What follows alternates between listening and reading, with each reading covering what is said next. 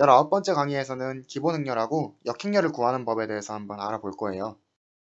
기본 행렬의 정의부터 알아볼까요? 우리 기본행 연산을 행렬화시킨 것에 대해서 다뤄봤었죠. 어떤 행렬 A에다가 기본행 연산 행렬 1을 곱해주면은 이 행렬 자체가 어떤 A의 기본행 연산을 수행한 행렬이 된다고 했었어요. 예를 들면 A의 I행과 J행을 서로 뒤바꾸어주고 싶으면 항등 행렬의 I행과 J행을 서로 뒤바꾼 행렬을 E라고 하고 그 E의 옆에다가 A를 곱해주면 바로 그것이 A의 I행과 J행을 교환한 결과가 나온다고 했죠. 그래서 이렇게 기본행 연산을 행렬화시킨 행렬을 보고 기본행렬이라고 하는 거예요. 기본행 연산은 행 교환이랑 행의 상수배, 그리고 행의 상수배를 다른 행에 더하기, 이렇게 총 3가지가 있으니까 기본 행렬도 3가지가 있겠죠. 그런데 예를 들어 이런 경우는 어떨까요? 어떤 행렬 A가 있다고 해보죠. 그리고 이 행렬 A의 I행과 J행을 이렇게 바꿔주는 행렬 E1을 한번 곱해볼게요. 이건 행 교환이에요, 그러니까. 그리고 행 교환을 한 다음에 뭐 또 다른 기본 행렬을 곱할 수도 있겠죠. 이번에는 뭐 행의 상수배를 곱할 수도 있겠죠. 그런데 어차피 이 2랑 이 1도 행렬이니까 이렇게 곱한 결과를 어떤 새로운 행렬 C라고 표현할 수 있지 않을까요? 그러면 결국엔 이 결과값은 이렇게 CA가 될 거예요. 그럼 이 C도 기본 행렬인가요? 아니에요. 이런 경우는 기본 행렬이라고 하지 않고요. 이렇게 한 개의 기본 행 연산만을 수행하는 것을 보고 기본 행렬이라 하는 거고요. 이렇게 중복되게 여러 개가 들어간 연산은 기본 행렬이라고 하지 않아요. 꼭 한 개씩이라는 거 주의하셔야 돼요. 그럼 다음으로 이 기본 행렬들의 성질에 대해서 한번 알아볼까요? 몇 행렬을 알아볼게요. 기본 행렬들에 대해서 생각을 해보면 일단 기본 행렬은 n차 정사각 행렬이죠. 그리고 기본적으로 행렬은 선형사상으로 볼 수가 있죠. 그러니까 기본 행렬 n 곱하기 n짜리가 이렇게 있으면 이거를 이제 어떤 사상이라고 생각하면 여기다가 어떤 점을 대입하죠. x1, x2 이렇게요. xn까지. 그리고 이건 n 곱하기 1 행렬이니까 이 선형사상 함수에 대한 함수값 y는 이런 식으로 나오겠죠. 지금 이거랑 곱하고 있는 거니까 결과값이 n 곱하기 1이 나오겠죠. 그러니까 결국 여기 n차원 벡터에서 n차원 벡터로 가는 선형사상이란 얘기예요. 그러니까 기본 행렬을 어떤 함수로 생각하면은 이 정의역과 치역이 n차원 벡터에서 n차원 벡터로 나온다는 거죠. 그럼 이 함수는 뭐 전사일까요? 단사일까요? 전단사일까요? 그럼 그 전에 일단 함수이기는 할까요? well defined 돼 있나요? 그러니까 잘 정의돼 있냐는 소리예요. 보통 수학에서 함수가 잘 정의되어 있느냐를 물어보는 건 뭘 물어보는 거냐면요. 이렇게 정의역이 있고 공역이 있으면요. 여기서 한 함수값에서 이쪽으로 가고 이렇게 쪼개지는 게 있느냐 없느냐를 물어보는 거예요. 이렇게 쪼개지는 값이 있으면 함수가 아니죠. 그래서 이렇게 쪼개지는 게 없어야 잘 정의되었다라고 하는 거예요. 그런데 뭐 지금 이 함수는 여기 n차원 벡터에 있는 점들을 뭐 예를 들어 i행과 j행을 뭐 이렇게 교환하든지 어쨌든 기본행 연산을 취해가지고 이쪽으로 보내는 함수인데 두 개로 쪼개질 수가 있겠어요? 없겠죠? 예를 들어서 a, b, c가 있는데 단순히 a하고 c하고 행 교환을 했을 뿐인데 결과값이 이거 말고 또 다른 게 나올 수가 있나요? 여기서 이걸로 보냈을 때 이 결과값 말고 또 다른 결과값이 존재할 수가 있나요? 없죠. 뭐 다른 연산도 마찬가지죠. 뭐 상수배를 하든 뭐 상수배한 걸 다른 행에 더하든 또 다른 값이 있을 수 있나요? 결과값이? 없죠. 그래서 일단 잘 정의된 건 맞아요. 이게 정의가 안 되면 그게 더 이상하죠. 예를 들어 이것을 1행과 3행을 뒤바꿔준 것일 뿐인데 지금 이거 말고 다른 게 존재한다면 예를 들어서 B, A, C 이것도 이거로 가는 거였다면 그게 더 이상하지 않아요? 1행과 3행을 바꿔준 결과가 이것도 되고 이것도 되면은 그게 더 이상하죠? 사실 이런 부분도 수식을 써가지고 엄밀히 다 증명을 해드리면 좋은데 그렇게 하기에는 강의가 너무 길어질 것 같아서요. 그냥 직관적으로 잘 받아들일 수 있겠죠? 잘 정의가 된다는 거요. 그러면 단사일까요? 이것도 한번 직관적으로 받아들여 볼까요? 단사라는 것은 여기서 함수값이 1로 가는데 어떤 다른 애도 이쪽으로 똑같이 가는 애가 없다는 거죠. 그쵸. 이것도 직관적으로 이 ABC라는 점에 1행과 3행을 내가 교환해서 이 CBA라는 걸 만들었는데 어떤 다른 애의 1행과 3행을 교환해서 또 CBA가 된다고 하면 그것도 웃기죠. 이런 애가 존재할 리가 없잖아요. 그쵸? 꼭 행교환이 아니더라도 상수배, 뭐 상수배 더하기 뭐 이런 거라도 어차피 이런 애는 존재할 수가 없겠죠. 이 부분에 대해서 정확한 증명은 아예 다음 강의로 새로 하나 만드는 게 나을 것 같아요. 저도 아직 수식적으로 증명을 해본 게 아니라서 강의가 얼마나 길어지게 될지는 모르겠지만 그냥 지금은 직관적으로 이해하는 걸로 만족하고 아예 다음 강의에서 제가 따로 찍어 볼게요. 같이 해보도록 해요, 그때. 그러면 전사인 것도 맞을까요? 전사라는 게 뭔가요? 이렇게 남아있는 게 없다는 거죠. 이렇게 세 개가 있고 세 개가 있으면은 다 이렇게 가고 여기에 남아있는 이런 원소가 존재하지 않는다는 거죠. 그걸 어떻게 할 수 있을까요? 그러니까 예를 들어서 이게 어떤 기본행 연산 F였다면 1행과 3행을 바꾸는 것의 역연산은 다시 1행과 3행으로 바꾸면 되죠. 아니면 뭐 어떤 한 행의 상수배 C를 한 것은 다시 C분의 1배를 하면 되죠. 돌아갈 수 있죠. 아니면 마지막으로 한 행의 상수배를 다른 행에 더한 거는 그 한 행의 상수배를 다른 행에서 빼주면 되죠. 돌아갈 수 있어요. 그러니까 이렇게 무조건 돌아갈 수 있기 때문에 이런 원소가 존재할 수가 없어요. 남아있을 리가 없어요. 이것도 이렇게 직관적으로 받아들일게요. 그래서 하고 싶은 말은 기본 행렬은 전단사 함수예요. 그리고 전단사 함수이면 역함수가 항상 존재하죠. 그럼 어떤 기본 행렬을 1이라고 하면은 그것의 역함수는 항상 존재하니까 그거를 이게 인버스라고 하면은 이게 역행렬이 되겠죠. 그래서 기본 행렬은 항상 가역행렬이에요. 지금 제가 여기서 한 얘기가 잘 와닿지 않는 분들은 이렇게 이해해도 될 것 같아요. 기본 행렬은 어차피 항등행렬 가지고 만들지 않나요? 예를 들어서 i행과 j행을 서로 뒤바꾸는 기본 행렬은 뭐죠? 그렇죠. 항등행렬의 i행과 j행을 서로 뒤바꾸어주면 그게 그 기본 행렬이 되죠. 예제도 풀어봤었죠. 예를 들어서 뭐 3차 정사각 행렬에서 1행과 3행을 바꾸는 행렬은 1행과 3행을 이렇게 바꿔준 행렬이 되겠죠. 이거를 a 옆에다 딱 곱해주면 이 a의 1행과 3행이 바뀌는 거였잖아요. 그러니까 기본적으로 항등 행렬 가지고 이렇게 만드는 거예요. 그쵸? 그러니까 이 기본 행렬이 다시 항등 행렬이 되기 위해서는 뭘 하면 될까요? 맞아요. 그것을 다시 원상복귀하는 기본행 연산을 수행하면 되겠죠. 여기의 경우에는 i행과 j행을 교환했으니까 다시 i행과 j행을 다시 교환해주면 되겠죠.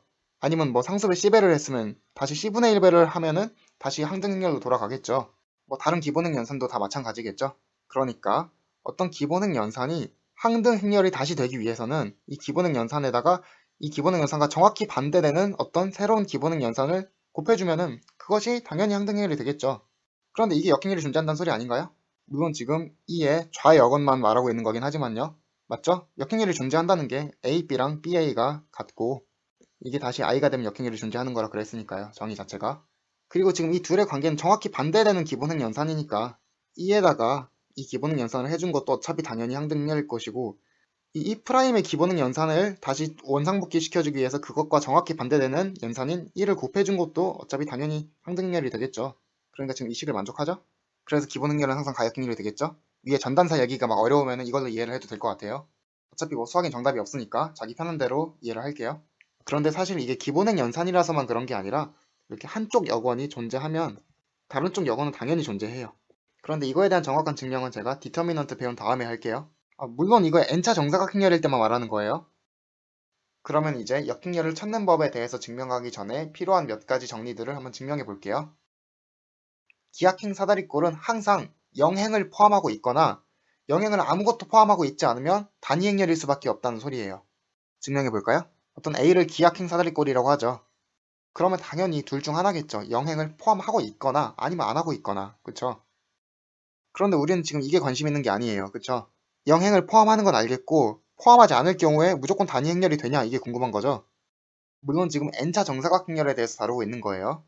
그런데 일단 모든 행에 리딩 원은 존재해야 되죠. 왜냐면 한 행에서 처음으로 등장하는 0이 아닌 원소는 무조건 1이어야 되니까요.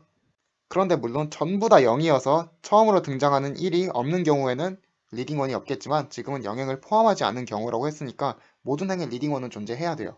리딩원이 존재하지 않는 경우는 영행인 경우 말고는 없으니까요. 그런데 지금 이게 n 곱하기 n 매트릭스니까 행의 개수가 총 n개예요. 그리고 각 행마다 리딩원이 존재해야 되니까 리딩원의 개수도 그 행의 개수만큼 n개 있어야겠죠. 그런데 리딩 원은 서로 같은 열에 있을 수가 없죠. 예를 들어서 위에도 1인데 여기도 1이다 이렇게 있을 수가 없죠. 왜냐면 리딩 원이 포함된 모든 열에는 나머지는 다 0이어야 되니까요. 그러니까 한 열당 리딩 원은 한 개씩밖에 못 들어가요. 그쵸? 그런데 지금 열의 개수도 n개죠. 그러니까 지금 상황이 리딩 원은 n개가 있어야 되는데 들어갈 자리는 딱 n개밖에 없어요. 그러니까 잘 들어가야겠죠. 한 자리라도 낭비하면은 들어갈 수가 없어지겠죠. 그런데 이런 규칙이 있죠. 리딩 원은 적어도 한 칸씩 뒤로 밀려야 된다. 그쵸? 여기 1이 나왔으면은 그 다음은 한 칸 꼭 밀려야 돼요. 두 칸 밀려도 상관은 없죠. 그런데 이렇게 두 칸이 밀리는 순간 어떻게 되나요? 자리가 부족해지죠? n개가 들어갈 수가 없어요. 이 자리를 좀 꽉꽉 채워서 들어가야지 딱 들어갈 수 있겠죠? 그러니까 결국엔 어떻게 돼요? 계단식으로 이렇게 들어가겠죠? 그럼 이게 뭐예요? 단위행렬이죠? 단위행렬, 그러니까 항등행렬은 대각성분이 다 1이고 나머지는 다 0인 행렬을 말하는 거니까요. 그러니까 영행을 포함하지 않는 경우에는 단위행렬일 수밖에 없어요. 그리고 참고적으로 알려드릴 게 하나 있는데 어떤 행렬이 영행을 한 줄이라도 포함하고 있으면 그 행렬의 디터미넌트는 0이 나와요. 뭐 이거의 일반적인 증명은 나중에 디터미넌트를 좀 더 확장해서 배우고 나서 증명을 해드릴 건데 2 곱하기 2행렬을 생각해 보면은 여기 밑에 줄이 다 0이면 그러니까 CD가 지금 0이면은 아까 AD-BC 값이 무조건 0 나오겠죠. 이거 두 개 곱한 것도 0이고 이거 두 개 곱한 것도 0이니까요. 이거는 뭐 2차일 때, 3차일 때, 4차일 때, 뭐 n차일 때 다 성립해요. 지금은 그냥 받아들일게요. 그런데 이 소리는 뭐 역행렬이 없다는 거죠. 비가역행렬이라는 소리죠. 판별식 값이 0이 나오면은 가역행렬이 아니니까요. 그러니까 결론적으로 기하행 사다리꼴은 영행을 포함하지 않는 경우랑 영행을 포함하는 경우가 있는데 영행을 포함하지 않는 경우는 뭐 단위 행렬이니까 역행렬 당연히 존재할 거고 단위 행렬의 역행렬은 단위 행렬이니까요. 왜냐면 i는 i죠. 영행을 포함하는 이 경우는 역행렬이 항상 존재하지 않겠죠. 왜냐면 영행이 한 줄이라도 있으면은 디터미넌트가 0이 되면서 비가역행렬이 되니까요. 그래서 결론적으로 기하행 사다리꼴 중에서 가역행렬인 건 단위 행렬밖에 없어요. 그럼 이제 역행렬 찾는 법을 알아볼게요. 지금부터 제가 알려드릴 역행렬 찾는 법은 이것이 성립하기 때문에 가능한 거예요. A가 가역행렬이면 A의 기하행 사다리꼴은 단위 행렬 I다. 이걸 한번 증명해 볼까요, 일단? A를 n차 정사각행렬이라고 해보죠. 이거 기하행 사다리꼴을 어떻게 만드나요? 그쵸, 가우스-조던 소거법 해야죠. 그런데 잘 생각해 보면은 가우스-조던 소거법은 어차피 A에다가 기본행 연산을 수행하는 거죠. 그러니까 A 옆에다가 계속 기본행 연산, 이 1, 2, 2 계속 이렇게 수행하는 거예요. 그러면은 어느 순간 기하행 사다리꼴이 되어 있지 않겠어요? 맞죠? 그래서 이걸 좀 더 일반적으로 쓰기 위해서 EK라고 해볼게요. 이렇게 총 K번의 기본행 연산을 수행해서 어떤 기하행 사다리꼴이 나왔다고 해볼게요. 그걸 R이라고 해볼까요? 그런데 일단 기본행렬들은 다 가역행렬이죠. 그리고 가정에서 A도 가역행렬이라 그랬죠. 그러면 이 R은 가역행렬들의 곱으로 이루어져 있네요. 그럼 이것의 역행렬은 뭘까요? 존재할까요? 그쵸, 우리 이거 배웠었죠. 이렇게 가역행렬들이 곱해진 것의 전체 역행렬은 어떻게 한다 그랬죠? 이 순서 그대로 거꾸로 쓴 다음에 각각의 역행렬들을 이렇게 다 곱한 거라 그랬죠? 그래서 R은 가역행렬이에요. 그런데 R은 기하행 사다리꼴이라 그랬는데 가역행렬이라고요? 그럼 뭐죠? 그쵸, 단위행렬밖에 없죠? 기하행 사다리꼴 중에서 가역행렬은 단위행렬밖에 없다고 방금 전에 했었죠? 그러면 이제 여기를 I라고 쓸 수 있겠죠. 그러면 이거 어때 보이나요? 이 부분이 A의 좌측 역원이란 소리 아니에요? 그러니까 이 기본 행렬들 다 곱한 걸 어떤 B라고 하면은 A의 역행렬은 B가 되겠죠. 이제 역행렬 어떻게 찾는지 감이 오죠? 물론 제가 아직 좌역원이 존재한다고 해서 우역원도 존재한다고 하는 것은 아직 증명하진 않았어요. 그런데 그것은 나중에 디터미넌트 배우고 해드리기로 했으니까 지금은 그냥 받아들일게요. 이렇게 n차 정사각 행렬에 한해서는 좌역원이 존재하면 우역원도 존재하고요. 그래서 역행렬을 이렇게 구할 수 있어요.